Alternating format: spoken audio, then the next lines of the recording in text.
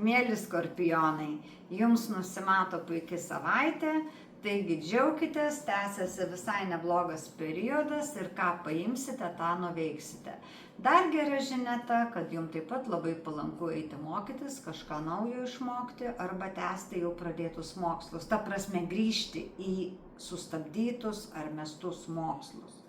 Taigi, jeigu turite kažką tokią panašią situaciją, greitai rašote, greitai skambinate, greitai atsistatote savo moksluose arba registruojatės, kad pradėti kažką mokytis iš naujo arba dar papildomo.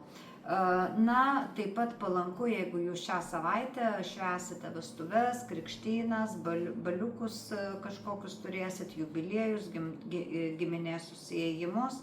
Ir jeigu jums gims vaikai, taip pat yra labai palanku. Taip pat, aišku, jeigu jūs pastosite, ar jūsų ten žmona pastos, ar jūsų dukra ten pastos, ar jūsų artimieji, reiškia, tokia žinia yra irgi labai palanki.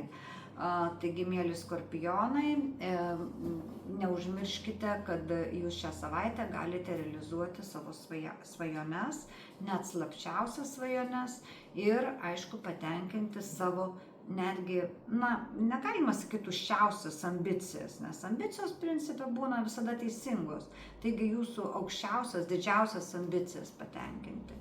Nes kartais žmonės nesupranta, kad tai yra gerai, kai tu nori pabūti, kai tu esi ambicingas, kaip ten sako, blogas tas kareivis, kuris nenori būti generolu. Taigi, mėly skorpionai, tapkite generolais, generolėmis ir būkite sveiki ir laimingi ir neužmirškite mūsų palaikyti, spaudžiant patinka ir prenumeruoti mūsų kanalą. Iki kitos savaitės.